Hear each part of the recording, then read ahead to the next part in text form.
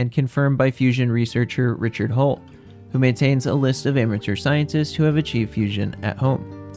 Because Jackson achieved fusion at 1:30 p.m., just 2 hours before his birthday, at 3:38 p.m., he was technically 12 years old, and therefore also received a Guinness World Records title for his incredible work. But his story would prove far from over, as one Saturday he was woken up by 2 FBI agents who made a sweep of his house with a Geiger counter to make sure there was no radiation detected from Jackson's experiments.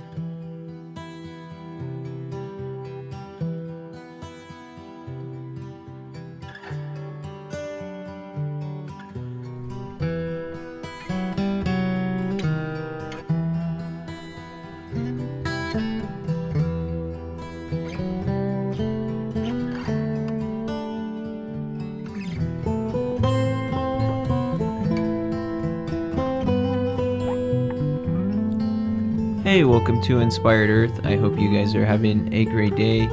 We're going to be talking about children who have made nuclear reactors, and then we'll talk about Karen Silkwood and her story. So we're just going to dive straight in. And I've been wanting to talk about this one for a long time, or these sets of stories. I think some of them we've already talked about, but it's fine. We can put them all together and read it again, or read some more about them.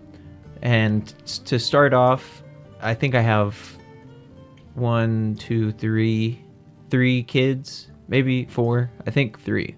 But David Charles Hahn, sometimes called Radioactive Boy Scout and the Nuclear Boy Scout, was an American nuclear radiation enthusiast who attempted to build a homemade nuclear reactor at the age of 17. Hahn was born October 30th, 1976 in Royal Oak, Michigan. His father, Ken Hahn, was a mechanical engineer.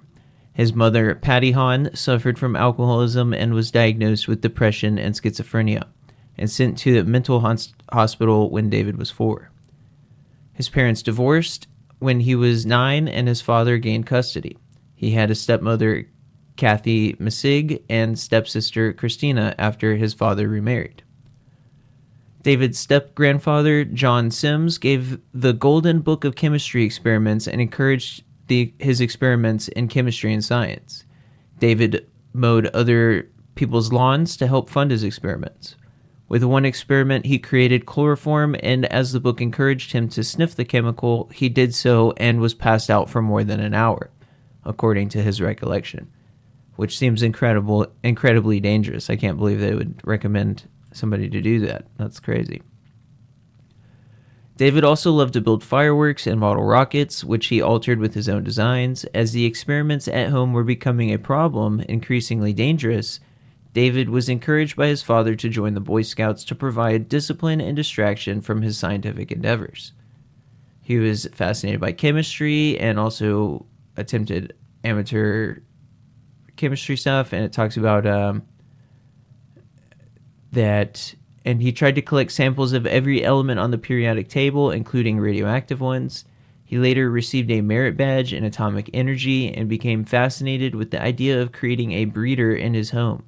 Hahn diligently amassed radioactive material by collecting small amounts from household materials, such as americesium from smoke detectors, thorium from camping lanterns, mantles, radium from old clocks he had obtained from antique stores, and tritium from gun sites. His reactor was a bored-out block of lead and used lithium from $1,000 worth of purchased batteries to purify the thorium ash using a Bunsen burner. Hahn ultimately hoped to create a breeder reactor using low-level isotopes to transform samples of thorium and uranium into fissile isotopes. His homemade neutron source was often incorrectly referred to as a nuclear reactor, but it emitted measurable levels of radiation, likely exceeding 1,000 times normal background radiation. Alarmed by this, David Hahn began to dismantle his experiments, but in a chance encounter, police discovered his activities. I think, if I remember correctly, they just stumbled into the garage somehow. They were looking for something, or somehow I can't remember how, that somehow they ended up there and went into the garage, and they were like, what is this? Alarmed by this, David Hahn began to dismantle the experiments, but in a chance police encounter, they discovered his activities, which triggered a federal radiological emergency response team involving the FBI and Nuclear Regulatory Commission, which, geez, that would be embarrassing. On June 26, 1995, the EPA, having designated Hahn's mother's property a Superfund site, hazardous material cleanup site, dismantled the shed and placed its contents in steel barrels, which were later buried as low-level radioactive waste in Utah. Unbeknownst to officials, his mother, fearful that she would lose her house if the full extent of radiation was known, had already collected the majority of the radioactive material David Hahn had hidden in the house and thrown it away in the conventional garbage. Hahn refused medical evaluation for radiation exposure. The EPA scientists believe Hahn's life expectancy may have been shortened due to the exposure to radioactivity, particularly since he spent long times in the small enclosed shed with relatively large amounts of radioactive material and only minimal safety precautions. But he refused their recommendation that he be examined at the Enrico Fermi nuclear generating station. This was also probably from a fear that they would use the results of such examination to further his trouble.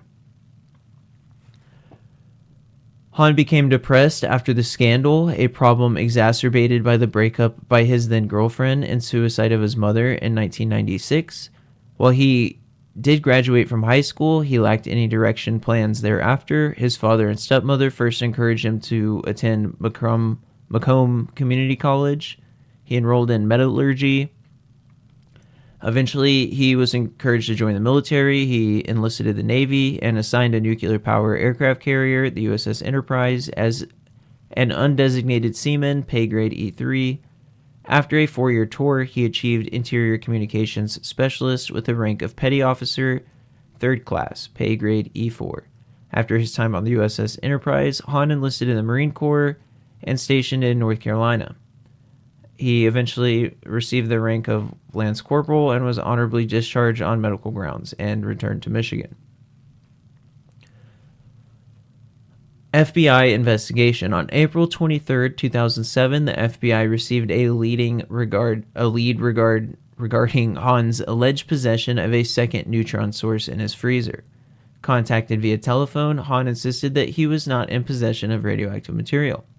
The FBI decided no imminent terrorist threat was present, but decided to attempt a personal interview. During an interview at an FBI office on May 16, 2007, investigators' questions touched on a variety of topics, such as flyers that Hahn had distributed promoting his book and upcoming film, theft of tires and rims from a vehicle prior to his Navy service, a diagnosis of paranoid schizophrenia, and a few less significant topics. It sounds like they're trying to blackmail him. FBI agents then interviewed an individual whose identity was not released, who stated that Hahn was using cocaine heavily, was not taking his prescribed medication, was paranoid about people that he claimed had the ability to shock his genitals with their mind, I guess like a psychic attack or something, and had possibly been visited by prostitutes. The individual also stated that he believed Hahn was still trying to build a reactor and was collecting radium. He stated that he did not believe Hahn had any intentions of hurting anyone, but was concerned about his mental state. Larceny of smoke detectors. On August 1st, 2007, Hahn was charged with larceny in Clinton Township, Michigan, for allegedly removing a number of smoke detectors from the halls of his apartment building. His intention was to obtain americium from them. In his mugshot, his face was covered in sores, which investigators believe could have been from exposure to radioactive materials, or, if this guy's doing drugs, then he may also have sores from that, too. I mean, that's kind of a jump, but whatever. During a circuit court hearing, Hahn pleaded guilty to attempted larceny of a building. The court's online docket said prosecutors recommended that he be sentenced to time served and enter an inpatient treatment facility. Under terms of the plea, the original charge of larceny of a building would be dismissed. Scheduled for October 4th, he was sentenced to 90 days in jail for attempted larceny. Court records said that his sentence would be delayed 6 months while Hahn underwent medical treatment in the psychiatric unit of Macomb County Jail. On September 27, 2016, at the age of 39, Hahn died in his hometown of Shelby Charter Township, Michigan. His death was ruled an accidental result of intoxication from the combined effects of alcohol, fentanyl, and dephenhydramine, whatever. The medical examiner's report indicated a blood alcohol concentration of 0.404 milligrams.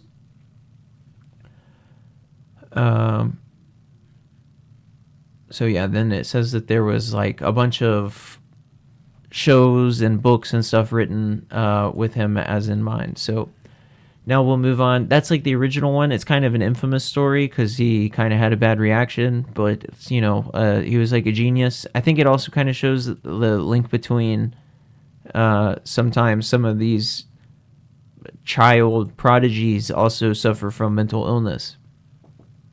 It sounds like he was, fit into that category, but not all of them do. So let's move on to Taylor Wilson, and this is from helena.org. Taylor Wilson is a 24-year-old inventor, scientist, and entrepreneur at the time of this writing. At age 14, in his home state of Arkansas, Taylor became the youngest person in history to produce nuclear fusion. He hadn't slowed down since. Wilson is currently working in medicine, nuclear security, chemistry, and nuclear fission. In his reactor in his parents' garage, he was able to reach a temperature of 40 times as hot as the sun. Immediately, Taylor was all over the press. Numerous stories were written about his breakthrough, including popular science article, The Boy Who Played with Fusion, which subsequently became a book. After a bidding war in Hollywood, Fox Studios / Chernin bought the story's rights to adapt into a future film with Jeff Nichols is writing and directing. I don't know anything about that. I mean, somebody needs to Google that. I'm not very good with pop culture, but I've never heard of that movie, especially not Jeff Nichols. Or is it Jeff Nicholson or Jeff Nichols? I guess Jeff Nichols. I was thinking somebody else. Taylor has won numerous awards, including first place at Intel International Science and Engineering Fair and the Intel Young Scientist Award. His project, Countering Nuclear Terrorism, Novel Active and Passive Techniques for Detecting Nuclear Threats, caught the attention of the U.S. government and military. He went on to develop several groundbreaking nuclear technologies with applications in security, medicine, and energy. He is also the founder of several companies which commercializes these inventions. One of his earliest inventions was a radiation detector, which typically costs hundreds of thousands of dollars. Taylor's detector costs only hundreds of dollars and is used in ports and containers around the world. They have a picture of him and Obama together. It's interesting. Here, get this. Get ready for this, guys. When I first saw this absolutely blew my mind. In 2012, Taylor was awarded a Peter Thiel Fellowship where he received a $100,000 grant to forego college and focus on his inventions. He has spoken about technology, science, and nuclear security around the world, including twice at TED Talks, NATO, presidential libraries, the United Nations, Google, SpaceX, and many more. He's been featured on 60 Minutes and was included on an energy segment on Vice on HBO alongside Elon Musk. So they put this guy up along with Elon Musk. The Peter Thiel Fellowship. Wow. Peter Thiel is the billionaire who has manufactured J.D. Vance, and he also sponsored J.D. Vance in a similar way. And he's the one that wants to build these techno cities in Greenland. Remember Trump was saying we were going to invade Greenland? Peter Thiel wants to build techno cities in Greenland that are futurist ethno cities that are inhabited by test tube, white nationalist, hyper-intelligent babies. That's the vision. That's what Peter Thiel, and I know this sounds so out there and sci-fi, but this is actually a real thing. I need to make an episode all about that, and I've been meaning to, but I've just been trying to figure out how and to tie in a whole bunch of different stuff into that, because this is really big. Like, even here, I just stumbled upon this randomly. In 2012, he was awarded the Peter Thiel Fellowship. That's how long ago Peter Thiel has been working on this stuff. Peter Thiel and Elon Musk. Remember in the previous episodes when I was talking about how it seems like with fusion, only the big tech, broligarch type figures are the only people that have access to this. And you see here, Peter Thiel came and swallowed him up. He's like, no, don't go to college. You're mine now. And you're going to do all this stuff for us.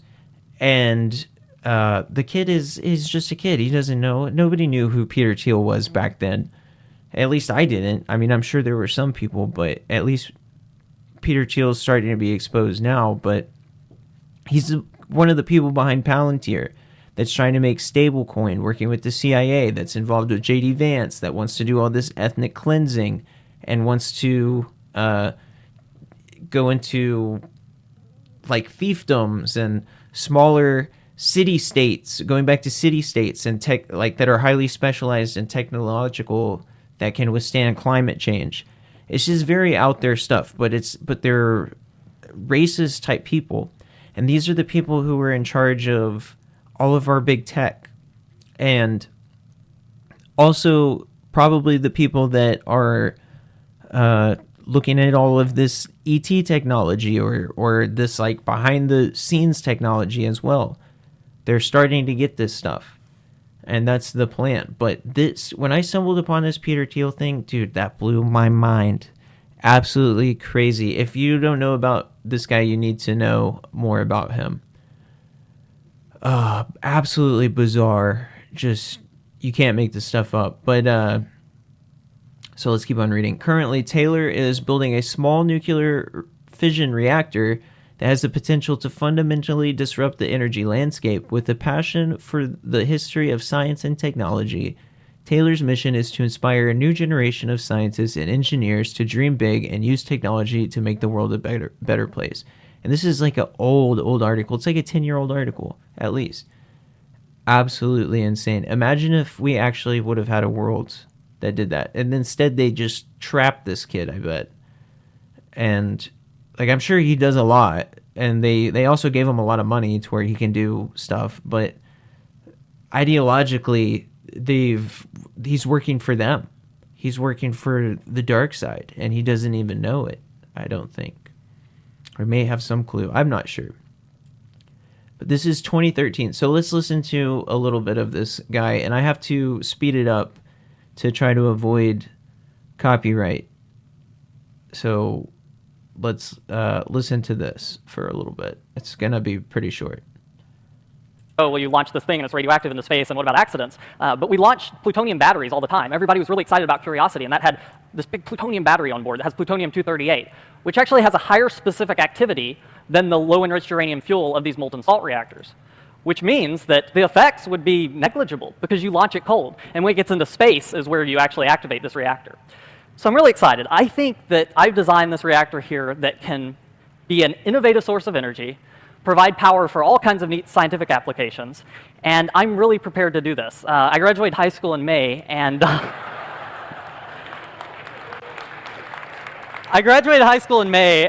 I decided that I was going to start up a company to commercialize these technologies I've developed, these revolutionary detectors for scanning cargo containers and these systems to produce medical isotopes. But I want to do this, and I've slowly been building up a team of some of the most incredible people I've ever had the chance to work with, and I'm really prepared to make this a reality. And I think that looking at the technology, this will be cheaper than or the same price as natural gas, and you don't have to refuel it for 30 years, which is an advantage for the developing world. And I'll just say one more maybe philosophical thing to end with, which is weird for a scientist, but I think there's something really poetic about using nuclear power to propel us to the stars, because the stars are giant fusion reactors. They're giant nuclear cauldrons in the sky. The energy that I'm able to talk to you today, while it was converted to chemical energy in my food, originally came from a nuclear reaction. And so there's something poetic about, in my opinion, perfecting nuclear fission and using it as a future source of innovative energy. So here he's talking about small nuclear fission reactors, which is what my last episode was kind of about as well, the SMRs. So this is a kid talking about 12 years ago, SMRs. And he'd figured it out just on his own. And did you hear him when he said, this is a perfect opportunity for developing nations? Oh, you sweet summer child. You think that Peter Thiel, the guy who gave you all this money, is going to let you develop third world? I mean, I would like that. I would love that. But that's obviously, has it happened? Has it happened? It's been 12 years since this kid had this dream and got that money, and has it happened? That shows right there that Peter Thiel is a black hole of energy and money, and that and technology, and that people like him are hoarding this stuff, and that kids like this want to give it out. He wanted to get it out. He just said it. And it still hasn't happened. Absolutely insane. Instead, they had him working on, national security stuff. Okay, and so here we have, that was Taylor Wilson, right? So here we have Jamie Edwards, who has, almost no information out there about him, hardly, other than this video, which is 11 years old. So this is 2 years after the one we just watched. How I Built a Nuclear Reactor at the Age of 13. Nuclear power. I guess this is what most people think of when it comes to nuclear power. Well, for me, this is what I think of. Or more specifically, this. But before I tell you about that, let me tell you how all this started. Even as a young kid, I was always asking questions. Questions to my mum, my dad, teachers, but eventually they weren't able to answer my questions anymore. So I'd turn to the internet to find some answers. It was on the internet that I came across this guy, Taylor Wilson, who had created nuclear fusion at 14. And I was like, wow, fusion in the back garden. I had to find out more. So while searching online, I came across fusor.net, a group of amateur scientists who were building these Farnsworth fusers. And it was there that I worked out that it was actually possible for me to build one of these. I figured it would cost around £2,000. Slight problem, I didn't have £2,000. And I was going to have to raise the money myself. So I started writing to some local nuclear labs, big engineering companies, universities. But you know what? For some reason, they didn't want to give £2,000 to a 13-year-old trying to build a nuclear reactor. No idea why. So instead, I asked my school's science teacher if she could help me with my project. She suggested we try the head teacher. So after a Dragon's Den-style pitch to Mr. Hogan, I managed to persuade him to part with £2,000. So, armed with the school credit card, I turned to eBay. I bought parts from all over the world. Power supplies from the USA, resistors from Hong Kong, and vacuum pumps from Lithuania. I built this, my fusion reactor. So, however, I couldn't get everything from eBay. Their terms and conditions were a little restrictive. Even the specialist gas suppliers seemed concerned. They wanted to know why exactly a 13-year-old schoolboy from Lancashire wanted 10 litres of deuterium gas. Anyway, this is the neutron detector. It's a key part of the reactor. I use it to tell me if the reaction has actually happened or not. However, they're not easy to get hold of. I had to call everyone I knew to find someone who might know someone who might just happen to know someone else who actually has one of these. In the end, a local university lent me this one. The high-voltage power supply was one of the most expensive parts, but when it arrived from the USA, it didn't work. Even to this day, I haven't figured out why. But luckily, a local switchgear company not only lent me the kit to use it, they also taught me how to use it safely. There's so much about safety. Apparently, there was some concern about letting a 13-year-old loose with a nuclear reactor in school. I'm not sure why. One of the conditions was I had to be over 2 meters away from the reactor while it was in operation. Slight problem. You see these arms? There's no way I could reach. But thanks to the school's tech department and some complex engineering, we made these. These are indeed broom handles with bits of plastic super glued to the end so I could operate the controls from a distance. There was also the problem that I might touch the reactor while it was in operation. So we made a high-tech chicken wire cage and put it around the reactor so I couldn't touch it. There was also the problem about high-energy neutron radiation coming off the reactor. So this was my solution. My sister's fish tanks. Minus the fish, of course. We filled them with a boron solution to act as a moderator and absorber of the neutrons. And finally, just in case I managed to electrocute myself, we made this. It is indeed a hook made of old bike inner tubes in case I managed to electrocute myself and needed rescuing. So, the big day had come. I was feeling calm until the press started turning up. I might have mentioned a little something to Mr. Hogan about the possibility of some PR for the school. I was only thinking the local paper, but press from all over the place turned up. So, I had everything set up, the cameras were ready, my hook was at the ready, and then we switched on the reactor. The first thing I did was pump down the chamber and apply the high voltage. That's when I achieved this, plasma, a key step in producing fusion. I played with this for a while until I was confident I was getting the balance right between power and vacuum, and then all I had to do was up the voltage and add in a tiny bit of deuterium gas. I achieved this. A reading on the neutron detector. I'd done it. It was amazing. All my hard work had paid off. But now, as a young scientist, I now need to go back to the experiment and do it again. Because as you all know, in science, we need to repeat our experiments and duplicate our results. And that's my current focus. But none of this would have happened if it wasn't for a science teacher who believed in the dreams of her pupils and a head teacher that was willing to take a risk to give me the opportunity. So to any young scientists out there, no matter how young, nothing is ever too big for you to try. All you need is curiosity, determination, and an open mind. Thank you.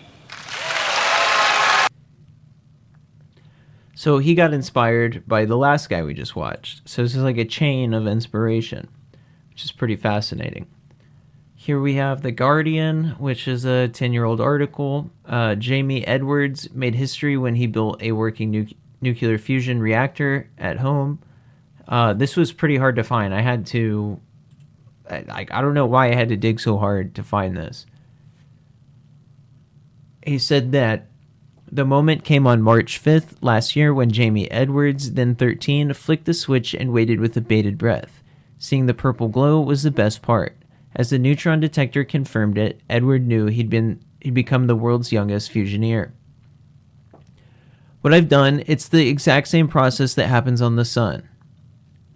Basically, by creating a vacuum in a chamber, filling it with deuterium, a heavy isotope of hydrogen, and then running an extremely high voltage through it, Edward was able to encourage two hydrogen atoms to smash together into each other and fuse to create helium. It's the process that keeps stars from going. And this is the same thing, well, it's not the same thing, but a similar process as what the Quantum Fusion Corporation article said that they were doing, was a similar type of thing. Only I think they said they were using low voltage, which was the most bizarre part. It's this process that keeps the stars going, says Edward. So I've recreated the same process in a box about the size of a jar. You could call it a star in a jar. Sitting with Edwards, a pupil at Pennyworth Priory Academy in Preston, you'd be hard-pressed to guess at his achievements. Under the surface, though, there's just a hint. He's become accustomed to his media appearances, as well he might. At the age of 14 now, he's already an old hand at CERN, given TED Talks, and appeared at the David Letterman Show. And that's all within the last year. With ambitions to become an engineer or nuclear physicist, there seems to be little that can hold him back. When he was younger, he'd trawl car boot sales and charity shops for uranium glass. It's just green glass, but if you put a UV light on it, it will glow bright alien green. And it's sort of radioactive because it's the uranium that gives it its color. He saved up to buy a Geiger counter from the US. But it was watching videos on YouTube that eventually led him to giving a pitch to his headmaster for the funding to build a nuclear fusion reactor in his laboratory. After securing €2,000, he scoured eBay for parts to piece together, and with a little help from local universities and labs, he finally completed it 6 months later. His headmaster was concerned about safety. There was a chance that I could be electrocuted by high voltage power, and then probably the chance of the vacuum chamber imploding because of the forces on it. But quite a minimal aspect to it was the radiation. And yeah, so we've already heard all of that, except for I was thinking that maybe I could make a handheld laser cutter, so I've been looking into really high-powered lasers, which is another method of fusion that I've talked about, like a ion laser fusion. That's what they were saying, that they could just start and stop the reaction with a laser. So like instantly stopping the fusion reaction. Just in case, I mean, I don't know if anything could happen, but I don't think so, but they could stop it instantly, which is interesting. And here we go. Article was published a year ago. This is on newsforkids.net. 16-year-old student builds nuclear fusion reactor September 4th, 2004. Cambridge, England. Cesar Minsorini, which I'm pretty sure I've already read about this kid before on the podcast, but it's worth mentioning again. Recently graduated from the sixth form school, which is equivalent to high school, in England with excellent grades, but he was probably more excited about the success he had a previous year, building a working nuclear fusion reactor at the age of 16. Cesar grew up in Italy, but he's been going to school at Cardiff Sixth Form College in Cambridge, England for the past 2 years. His focus was on math, chemistry, and physics. And it shows him working on a computer. Cesar's mother is an architect and his father is an electronic engineer. As a child, Cesar became interested in electronics. He loved to experiment. He learned to program computers and devices like the Arduino and Raspberry Pi. He also worked with a 3D printer. At Cardiff, Cesar was allowed to choose an extra area of study. After seeing a video about someone building a fusion reactor, notice how this is all just from people watching videos on YouTube. Cesar decided he wanted to build one too. The school wasn't so excited about the idea, but Cesar worked to persuade his teachers. Finally, after a complete safety review with an extra advisor offering to help him out, the school agreed. And this is a picture of like different parts of it. Here, let me zoom it in for anybody watching, because it's probably really tiny. Cesar was a strong student, but his regular classes weren't teaching him how to build a fusion reactor. To learn this, he spent countless hours doing research, looking up information on the internet, and watching videos. We're living in an age where everything is available just by searching. When he faced a problem, he would read, watch 10 or 15 videos, and then go to tackle the problem. He also joined a website where he got advice from scientists with more experience. Step by step, working long hours with his physics teacher and advisor, Cesar built the reactor. Last June, at the very end of school year, the reactor was finished. And this is him smiling with it all done. Looks pretty well done. One important step to building a fusion reactor is to achieve plasma. That's when atoms are so excited and heated up that they gain or lose electrons, creating a glowing gas called plasma. But Cesar still couldn't get the reactor to achieve plasma. A special piece of metal that was supposed to fit perfectly in the device didn't fit well. The seal kept leaking. Finally, Cesar and others decided to try filing down the piece of metal by hand. That failed 4 times. The team was almost ready to give up, but the next time the seal held and the reactor worked, creating plasma. Cesar would barely believe his eyes. It worked, he cried excitedly. And I guess this is a picture, the picture of plasma seen through the viewport on Cesar's fusion reactor. It's just like a circular piece of metal with like nuts on it and purple glow in the middle. It's interesting. Over a year has passed since then. Cesar continued to improve the reactor. He's built complicated devices to control the pressure and to better see and understand what's going on inside the reactor. He's one of the youngest students to have built such an advanced fusion reactor, but for Cesar, it wasn't just about the reactor, it was also about learning by doing things and making connections with other people doing similar things. College is the next step for Cesar, perhaps in England, perhaps in Italy. No matter where he goes, he'll probably continue to change people's ideas about how much young people can achieve. One problem Cesar faced was money. The school approved his project, but they only gave him 25% of the money needed. Cesar says not having enough money meant he had to be very creative, and as a result, he wound up learning much more. Which you kind of hear that in other cases as well. That you have to be more crafty and creative when you're more poor and have less resources. And you end up being smarter as a result of it. 12-year-old boy who achieved nuclear fusion in his playroom got a visit from the FBI, published 28th January 2025.